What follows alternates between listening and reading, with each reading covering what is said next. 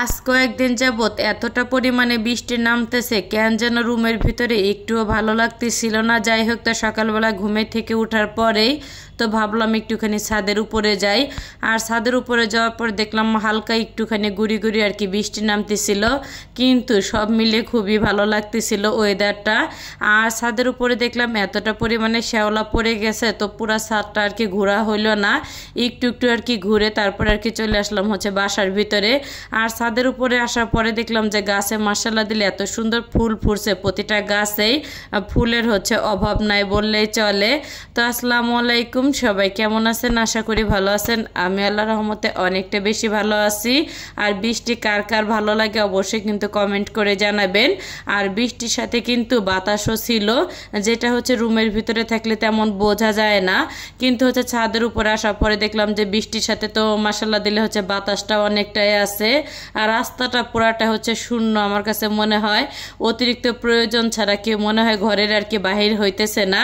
আর এই তো আকাশটাও কিন্তু অনেকটা হচ্ছে ভারী হয়ে আছে, একদম থমথমে একটা পরিবেশ।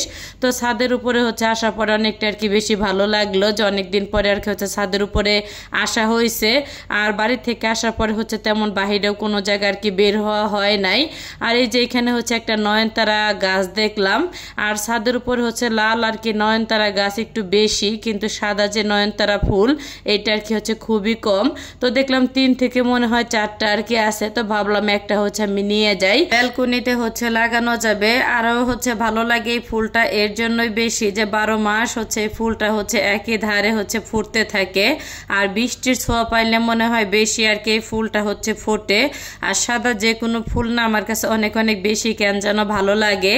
আর অনেকটা হচ্ছে জোরে বৃষ্টি আসার পরে হচ্ছে ছাদের দরজাটা আটকায় হচ্ছে আর কি চলে আসলাম রুমের ভিতরে। আর হচ্ছে আমার সাদা রংটাও কিন্তু অনেকটা বেশি হচ্ছে আর কি ভালো লাগে, যেহেতু এখন হচ্ছে ছোট বাচ্চা, এর জন্য হচ্ছে সাদা কোনো আমি ড্রেস আর কি পরি না, কিন্তু একসময় হচ্ছে সাদা ড্রেস না অনেক অনেক বেশি হচ্ছে আমার পরা হইতো।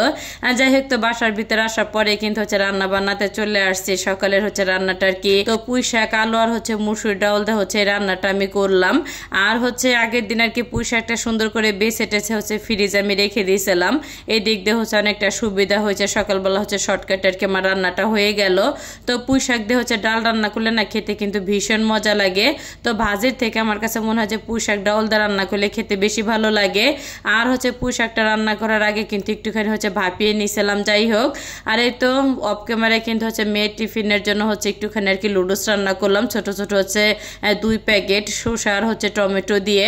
আর হচ্ছে বেশিরভাগই হচ্ছে তো জান্নাতকে আর কি দিয়ে দেবো টিফিনের জন্য, আর অল্প একটু হচ্ছে বাবুর জন্য রাখবো, কারণ বাবু এক সময় খায় আবার হচ্ছে খায় না, নষ্ট করে ফেলে, এর জন্য হচ্ছে অল্প পরিমাণে আর কি রেখে দিলাম। তো ভিডিওটা আর বড় করব না, তো ভিডিওটা এখানেই শেষ করলাম। দেখা হবে পরবর্তী কোনো ভিডিওতে, সেই পর্যন্ত সবাই ভালো থাকবেন। আল্লাহ হাফেজ।